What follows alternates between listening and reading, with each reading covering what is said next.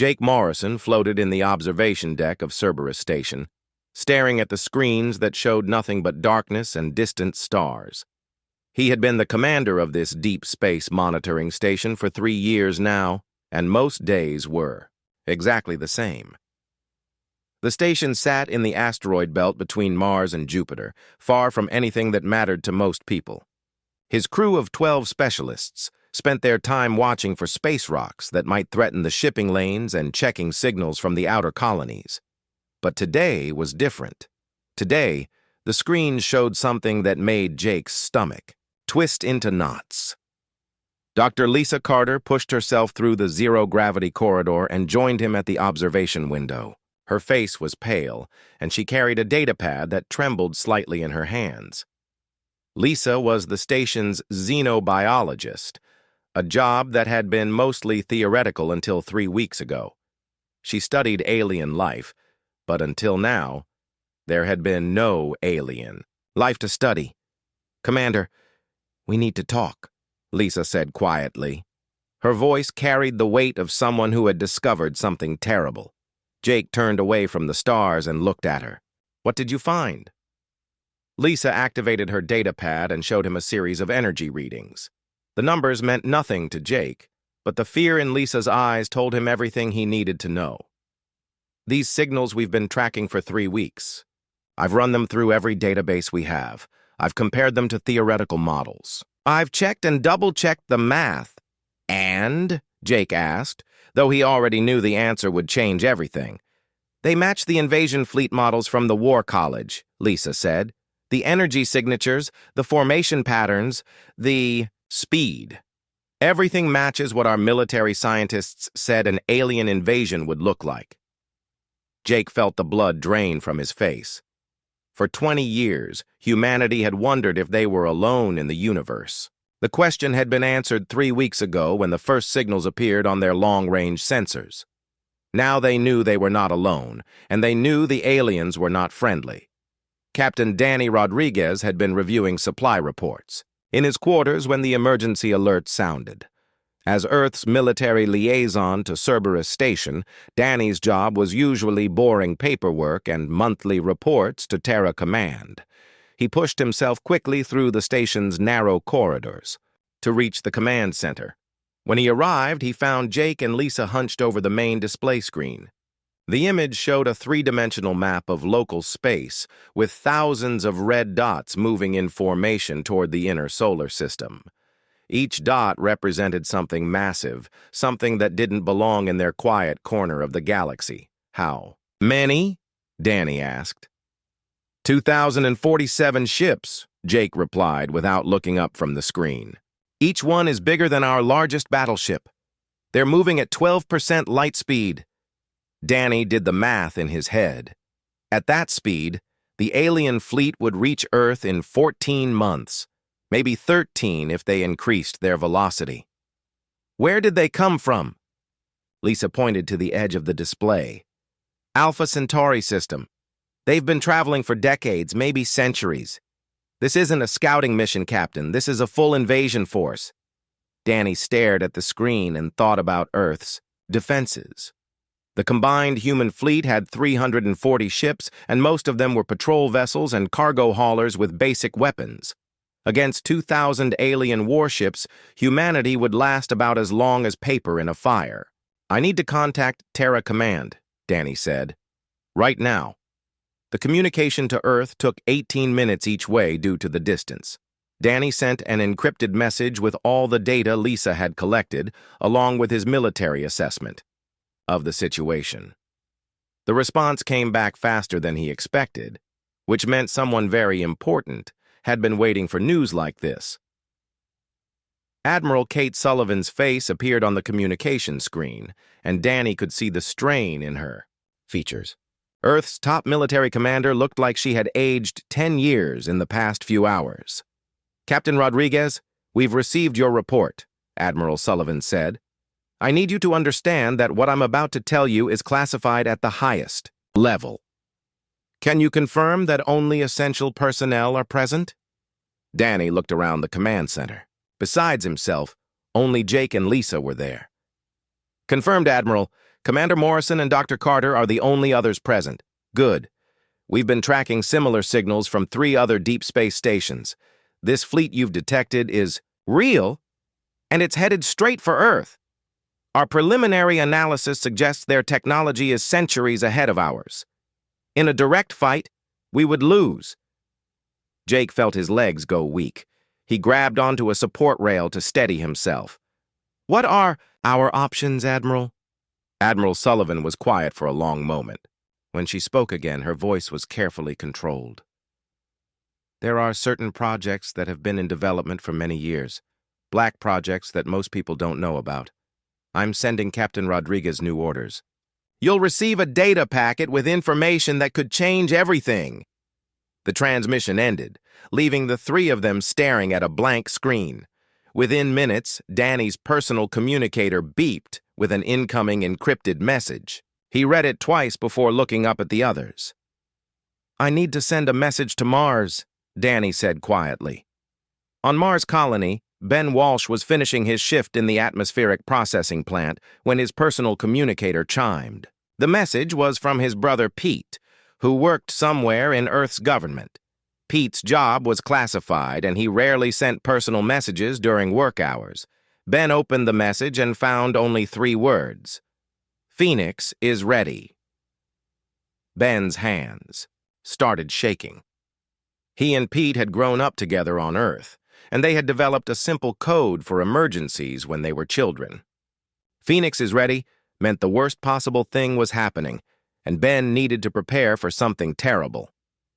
Ben looked around the processing plant at his fellow workers, who continued their routine tasks without knowing that everything was about to change. He thought about his wife Sarah and their 2 children, who were probably having dinner right now in their apartment in New Shanghai, Mars Colony's largest city. 3 weeks later, every human in the solar system would know about the alien fleet. There would be panic and fear and desperate preparations for a war they couldn't win. But right now, in this moment, Ben Walsh was one of only a few dozen people who knew that humanity's greatest test was coming. He closed the message and went home to hug his family, wondering if he would ever see Earth again. 6 months had passed since Jake Morrison first spotted the alien fleet on his screens. The news had spread across Earth and Mars like wildfire, despite government attempts to control the information. People were scared, and they had every right to be. The alien ships were now close enough that civilian telescopes could see them as tiny points of light moving against the stars. Admiral Kate Sullivan stood in the war room beneath Terra Command, staring at a holographic display that showed humanity's pathetic defenses. 340 ships scattered across the solar system, most of them converted cargo vessels with plasma cannons bolted to their hulls. Against 2,000 advanced alien warships, it would be a slaughter. The door to the war room opened, and Dr. Ryan Cooper walked in, carrying a briefcase that contained humanity's last hope. Ryan was a thin man in his 50s with gray hair and tired eyes. He had spent the last 15 years working on something that most people would have called impossible. Admiral, Ryan said quietly, I believe it's time you learned about Project Phoenix. Admiral Sullivan had heard rumors about black projects hidden in the government's classified files, but she had never been cleared to know the details. Doctor, I need to understand exactly what we're dealing with. Our conventional weapons are useless against the alien fleet. If you have something that might help, I need to know about it now. Ryan opened his briefcase and pulled out a data pad. 15 years ago, my team was working on quantum entanglement research. We were trying to find ways to communicate instantly, across vast distances. What we discovered was something much more dangerous. He activated the data pad and showed Admiral Sullivan a series of equations that made her head hurt just looking at them. We learned how to manipulate space-time itself. We can create localized distortions in the fabric of reality. In simple terms, we can fold space around a target and trap it in a bubble where the laws of physics break down. Admiral Sullivan stared at the equations, trying to understand what she was seeing. Are you telling me you've built a weapon that can break the laws of physics? Not break them, Ryan corrected. Change them. Anything caught inside one of our distortion fields would experience gravity flowing in reverse, time moving backward, matter converting directly to energy. The target doesn't explode or burn up, it simply ceases to exist. The implications hit Admiral Sullivan like a physical blow. How big can you make these distortion fields? Ryan smiled grimly. Large enough to encompass the entire alien fleet, assuming they stay in formation. But there are limitations. The weapon can only be deployed from Mars, using the planet's magnetic field as an amplifier. And it requires enormous amounts of power. Dr. Amy Brooks had been working alongside Ryan for 10 years, and she understood the technical challenges better than anyone. She joined them in the war room and immediately began explaining the problems they faced. The power requirements are staggering, Amy said. We need the total electrical output of both Martian cities for 36 continuous hours. Every power plant, every fusion reactor, every solar array. If we fire this weapon, Mars will be completely dark for days while the systems reboot. Admiral Sullivan felt a chill run down her spine. And if the weapon fails? Then Mars is defenseless, and the aliens will destroy both planets, Amy replied bluntly. This is an all-or-nothing gamble. Dr. Tony Hayes was the project's chief engineer, and he had spent years figuring out how to build a weapon that could reshape reality. He spread out construction plans on the war room table and began explaining what they would need to do. We have to install quantum resonators in both Martian cities, Tony said. The equipment is massive, and the installation will take months. We'll need to disguise the construction as routine infrastructure improvements. If the aliens suspect what we're building, they'll attack Mars first. Colonel Steve Parker commanded the Mars Defense Force, and he had been brought into the project only recently. As a military man, he understood the strategic situation better than the scientists. How accurate is this weapon? He asked. Ryan and Amy exchanged glances. The targeting window is very narrow, Ryan admitted. The aliens will pass within optimal range for exactly 17 minutes. If they change course or break formation, we'll miss our chance. And if we miss? Colonel Parker asked. Then humanity loses, Amy said simply. We'll only have enough power for one shot. Admiral Sullivan studied the plans and felt the weight of an impossible decision settling on her shoulders. How long do we have? 8 months, Tony replied. The aliens will reach Mars orbital range 8 months from now. Construction needs to start immediately if we're going to be ready in time. The room fell silent as everyone contemplated what they were discussing. They were planning to bet the survival of the human race on an untested weapon that might not work. But looking at the displays showing the approaching alien fleet, Admiral Sullivan realized they had no choice. Ben Walsh received another coded message from his brother Pete 2 weeks later. This time, the message was longer and contained detailed instructions.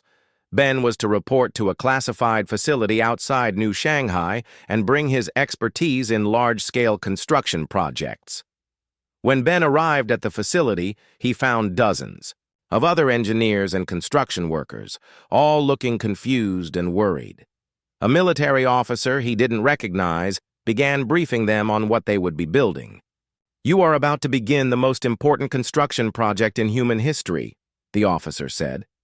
Everything you build here must be disguised as routine atmospheric processing equipment. No one outside this room can know what we're really building. Ben looked at the plans they showed him and felt his stomach drop. The quantum resonators were enormous devices that would require deep foundations and massive power connections. Installing them in both Martian cities without anyone noticing would be nearly impossible.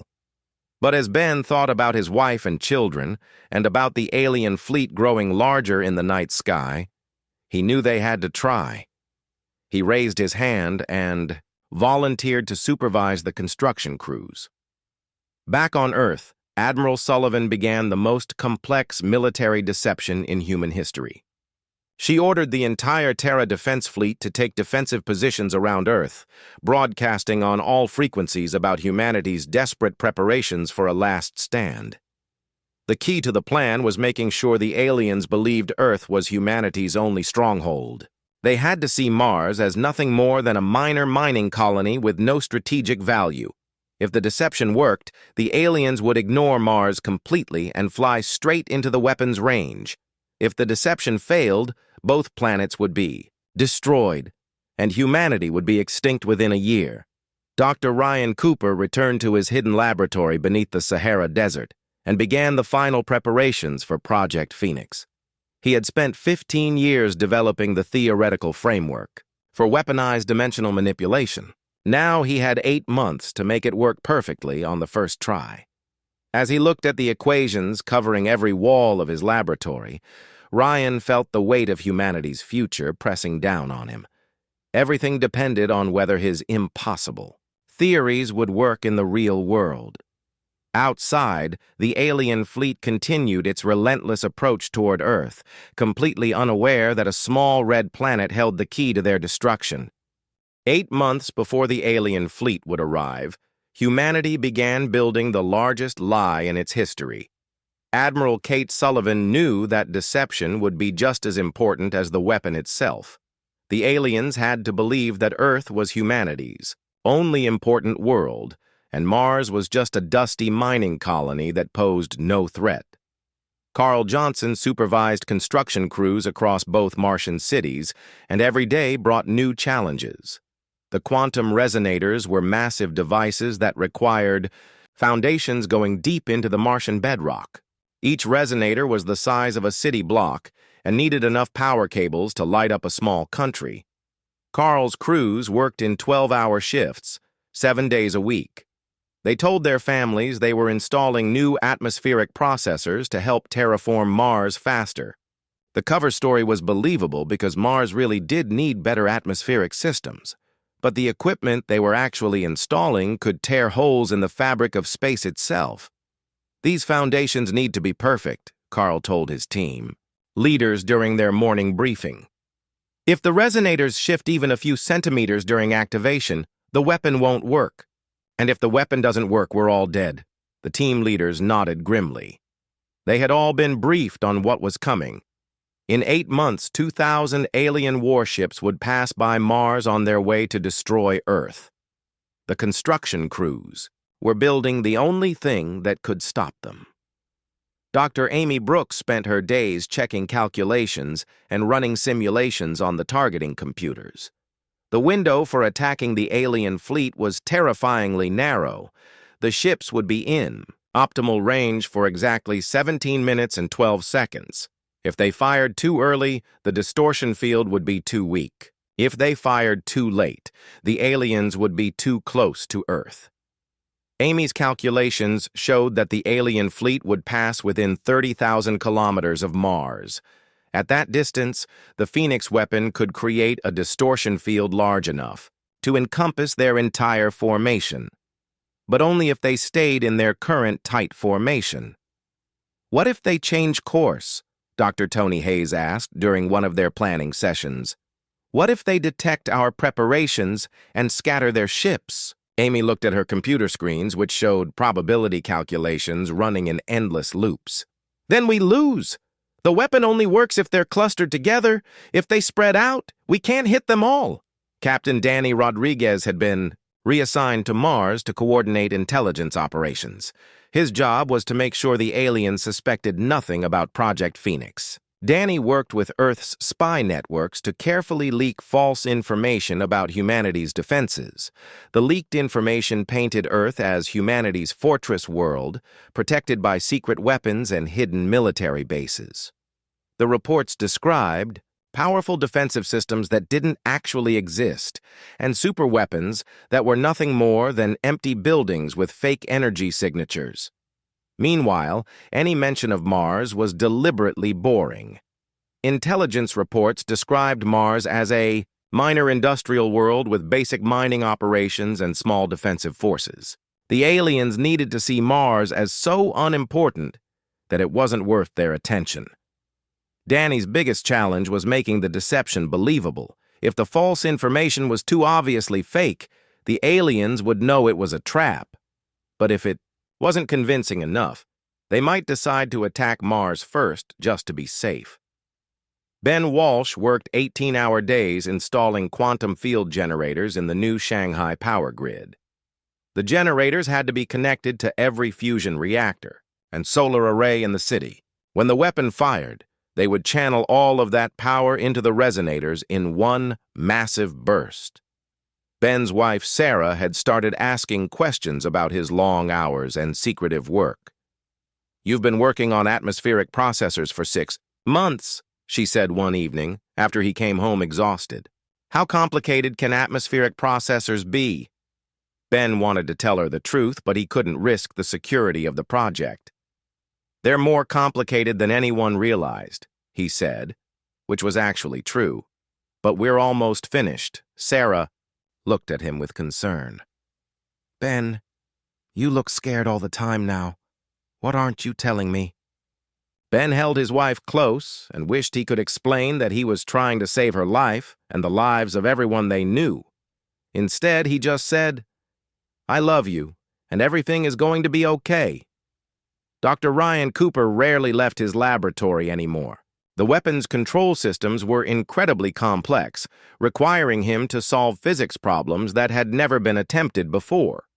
He was essentially trying to build a machine that could rewrite the laws of reality in a localized area of space.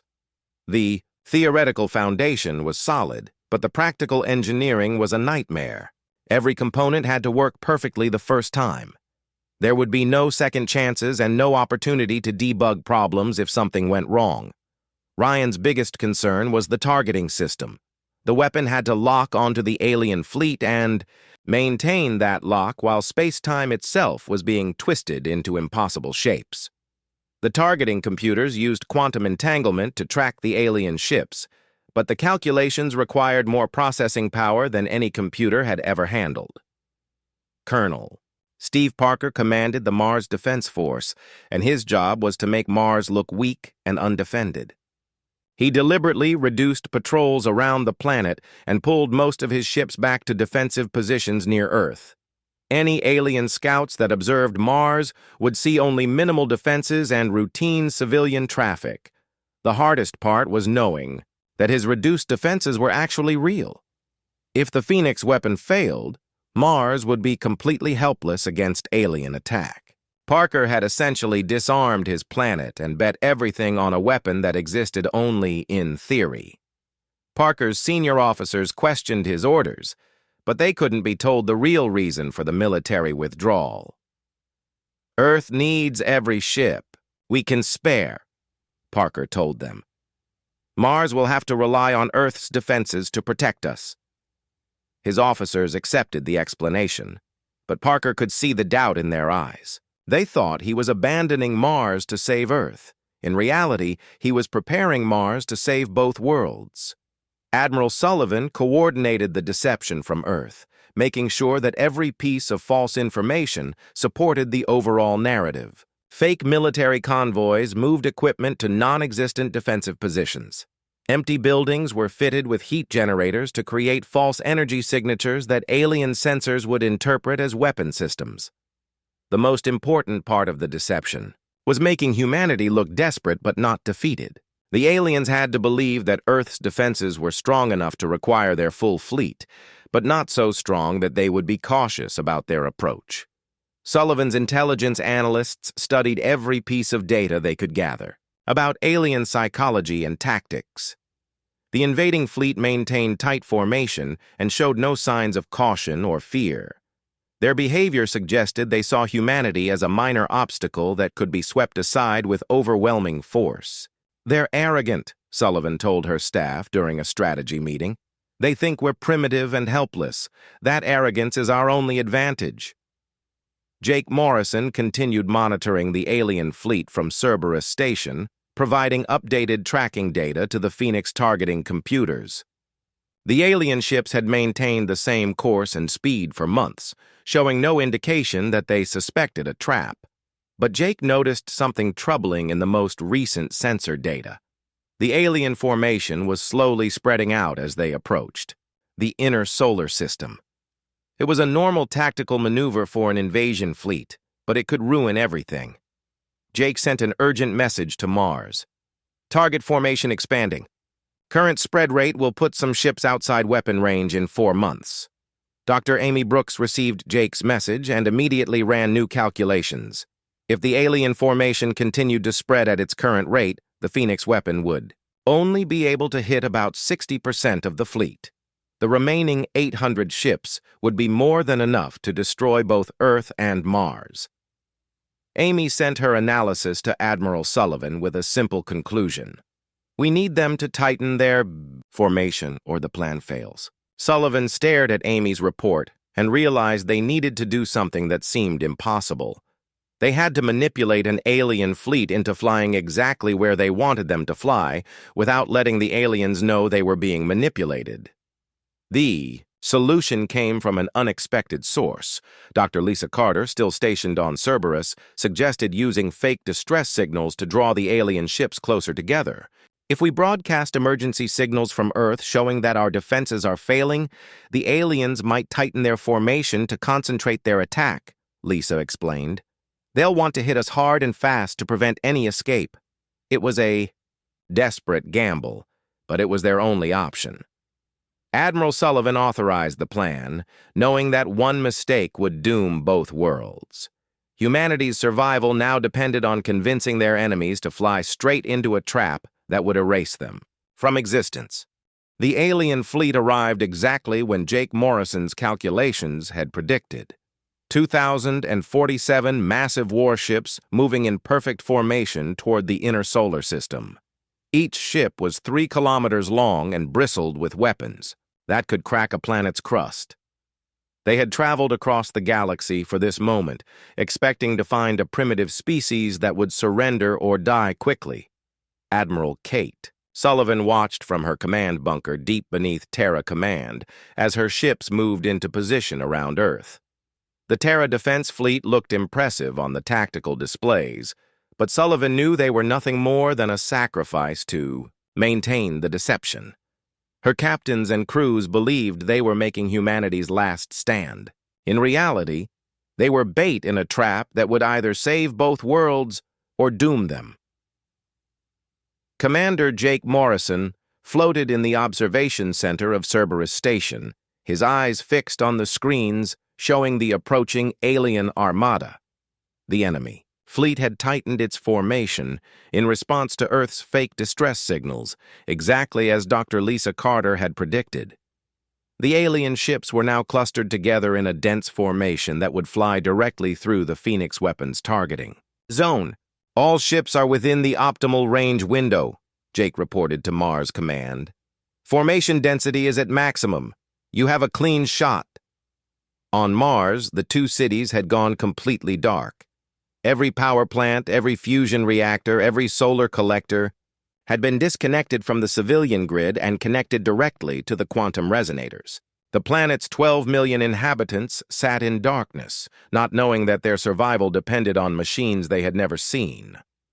Dr. Ryan Cooper stood in the Phoenix Control Center, surrounded by computers that hummed with enough processing power to run a small country.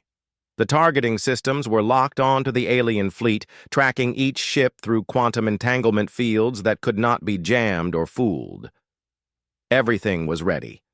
Dr. Amy Brooks monitored the space-time distortion generators, watching power levels climb toward critical thresholds. The quantum resonators buried beneath both Martian cities were drawing incredible amounts of energy, enough to power Earth's largest city for a year. If something went wrong now, the feedback could crack Mars in half.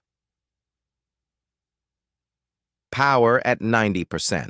And rising, Amy reported. All resonators are synchronized and stable. We're committed now. Carl Johnson and his construction crews had done their work perfectly. The massive quantum resonators were functioning exactly as designed, their foundations holding steady despite forces that twisted space itself.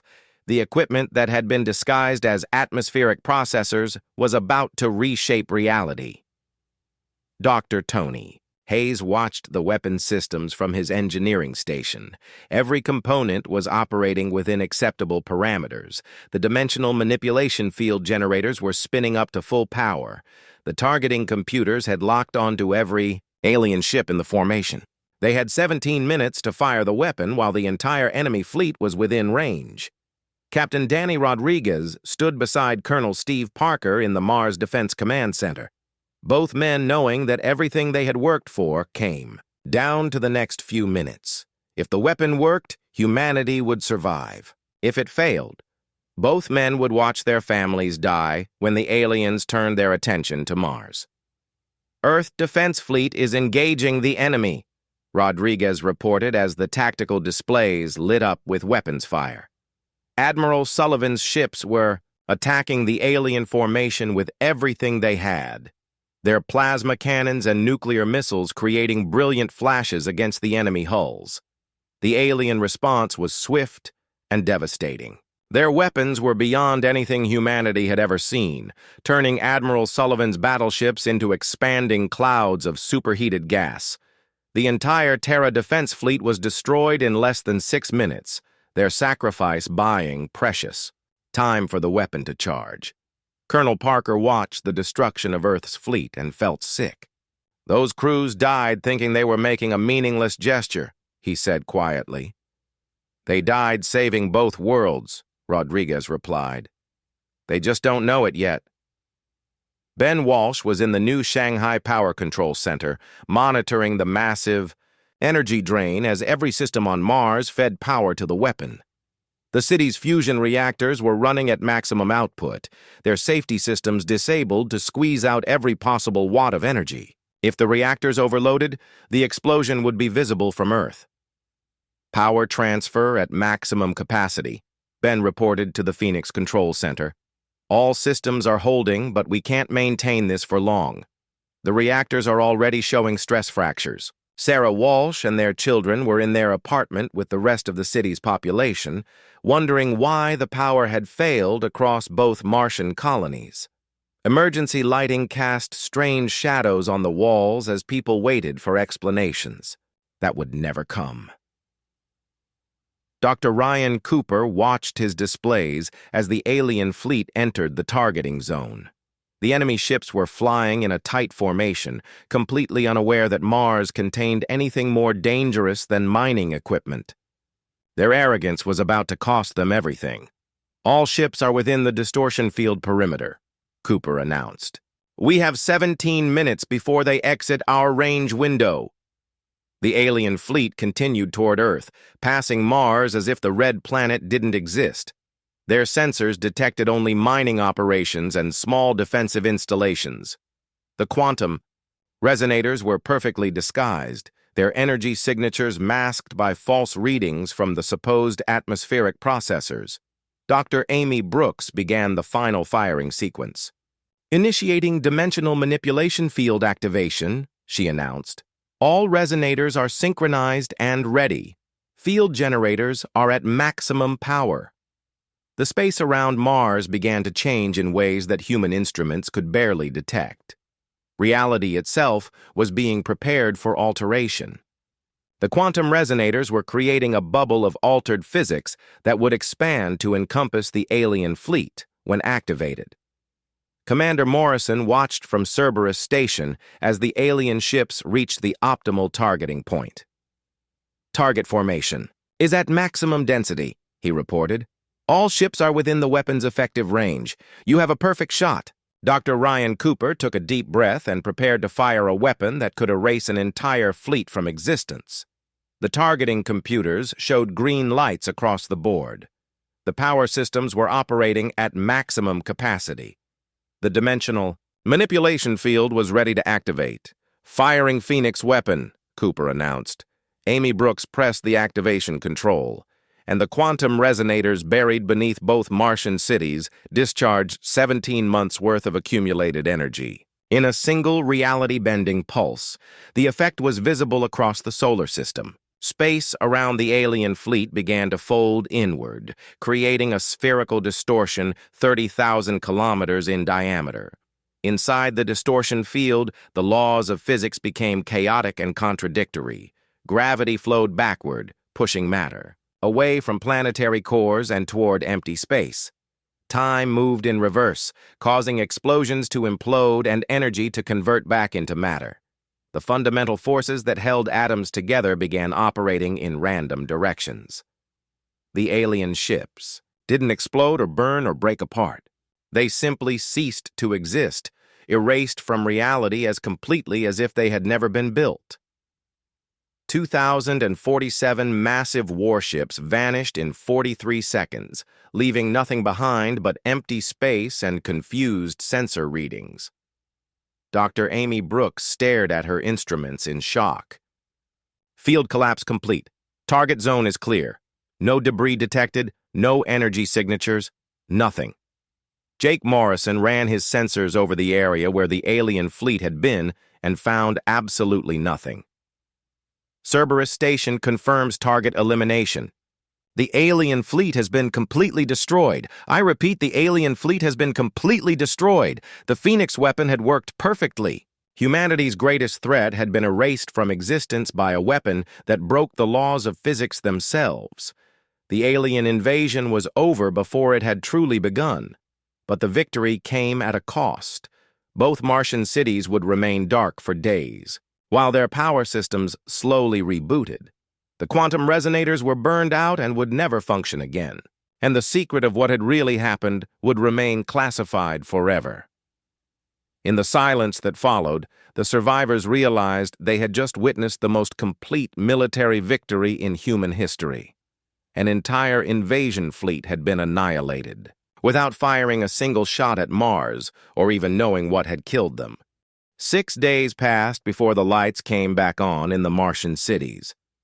Ben Walsh stood in his apartment watching his children play by candlelight, knowing they would never understand what he had helped accomplish. The power grids were slowly coming back online as fusion reactors rebooted and solar arrays realigned themselves with the sun. Sarah Walsh looked out their window at the city below, where emergency lights were finally being replaced by normal street lighting.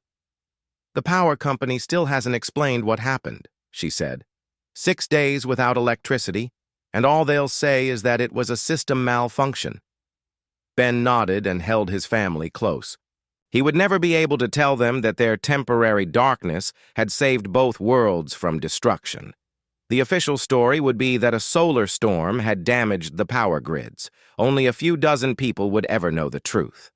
Admiral Kate Sullivan emerged from her command bunker to find Earth's communication networks buzzing with confused reports. The alien fleet had simply vanished somewhere between Mars and Earth, leaving no trace behind. Civilian astronomers and military observers were baffled by the complete disappearance of 2,000 massive starships. Sullivan walked through the ruins of Terra Command, where emergency crews were still cleaning up debris from the fake alien, attacks that had been staged to maintain the deception. The empty buildings that had been disguised as weapons facilities were being quietly demolished. The fake evacuation ships were returning to their hidden bases. The deception had worked perfectly. Most of Earth's population believed they had been saved by a miraculous malfunction in the alien fleet. Only Sullivan and a handful of others knew that humanity had won its greatest victory through careful planning and impossible science. Dr. Ryan Cooper stood in his laboratory beneath the Sahara Desert, looking at the burned-out remains of the Phoenix weapons control systems. The quantum computers had overloaded during the firing sequence, their circuits fused by the incredible energies they had channeled. The weapon could never be fired again. Dr. Amy Brooks joined him in the ruined laboratory, carrying data recordings from the weapon's single use. "The distortion field performed exactly as predicted," she said. "Complete matter-energy conversion within the target zone. No residual effects or dimensional instabilities." Ryan nodded grimly.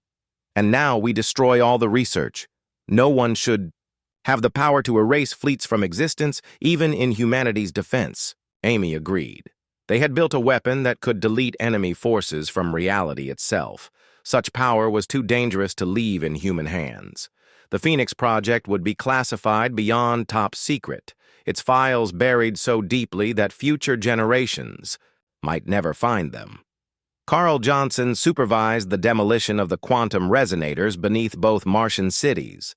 The massive machines were broken apart and their components scattered across different industrial recycling facilities. The official records would show that old atmospheric processing equipment was being replaced with newer models.